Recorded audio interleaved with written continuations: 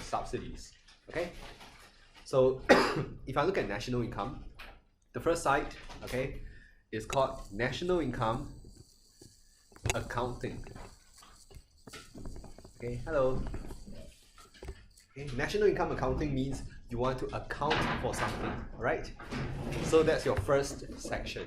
Second is known as national income determination. Okay. So those were the most original names for this chapter. As I said, the names have changed a little bit, doesn't matter. Alright? Ultimately, what's being assessed is still the same. Okay? So national income accounting, national income determination. Now, when you say national income accounting, exactly what are you accounting for? Okay?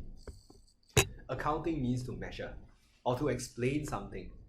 Sometimes you do something, then your CCA head tells you, okay, you account for it. Okay, can you explain it? So the first thing you want to measure or first thing you want to explain is the performance of an economy. Okay, hi. We just started, okay? Alright, this is the first thing you want to explain, or this is the first thing you want to account, alright? Performance of an economy.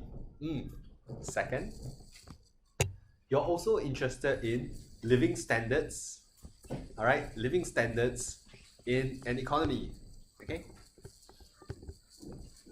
Okay. So, performance, then living standards. Quite easy, like that, okay? So when you say performance of an economy, you want to know how well is that economy doing, okay?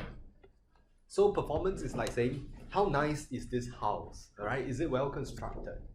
Living standards is about how happy are the people in this house, okay? So when you learn about performance of the economy, what will you cover here, okay?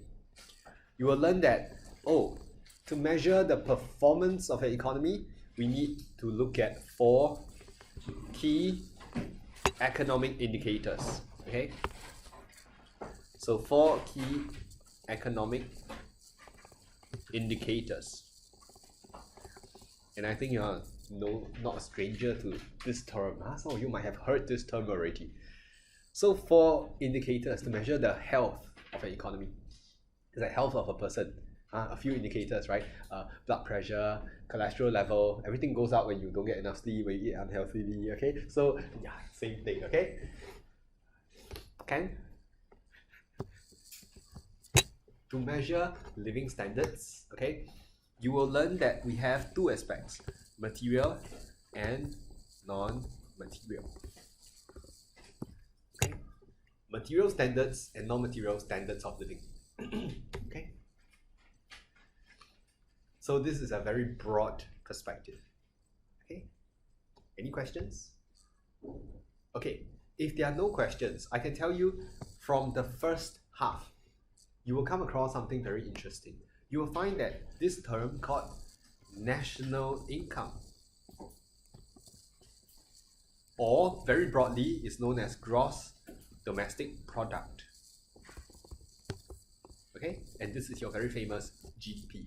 Okay, so national income, aka gross domestic product, is used to measure both 1 and 2.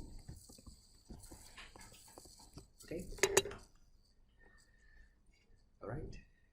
So if blood pressure is used to measure propensity to get heart disease and also propensity to maybe get liver problems, then blood pressure is a very important indicator. Do you agree? Okay.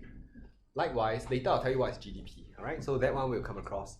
We'll do it in due course. So if let's say national income, aka GDP, is so important, alright, in helping you measure 1 and 2, then it makes sense that the next chapter seeks to help you determine. How do you determine equilibrium level of national income? If, like you say, this term is so important, fine. How do you find its equilibrium level? Equilibrium means no tendency for further change. You don't want to read a figure and say, oh, this is good, this looks good. Then next thing you know, the number changes. Okay? So we are only interested in equilibrium in the world of economics. Okay? Can? So how do you find equilibrium level of national income? See, two parts also. You use two different models. The first model is called an AD and AS model. Okay, AD and AS model. By the way, there are some handouts I'll give you later. Okay. What is AD and AS? We shall see. Okay. The second one, some of you already ventured into this horrible model. It's called the circular flow model. Okay. The mere mention of circular flow sends a shudder down your spine. Okay. Why? It's quite a big model. I'll show you later. Okay. Or maybe if you have time for that today, if not next week. Okay. So you have two different models to measure one single thing. Two models, one thing. Okay? Now you see, it's a bit strange. Sometimes you have to counter this with logic. How come you need two models to measure the same thing? Okay? It's like, why do you carry different colored pens? Why do you need a red pen and a blue pen? Why can't you just go with one color? And then you go, oh, red pen is for correction. Okay? Then the blue pen is for doing my work. Different models to measure the same thing because you have different purposes. Okay, so you have different usage for these models.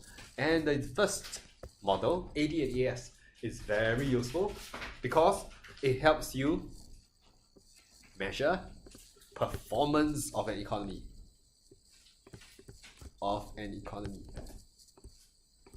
Okay, so this way of presenting it will already show you that, well, there's actually some overlap, which makes the topic very contained. It's good, okay, when it's very contained.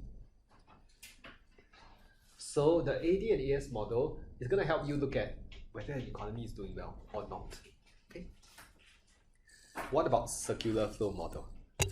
The circular flow model is going to help you understand something called the multiplier process. I've not explained this to you all before, but this thing, if you really want to see it, there's some math, APGP, sum to infinity. Have I mentioned before? No one? Okay. See, different purpose.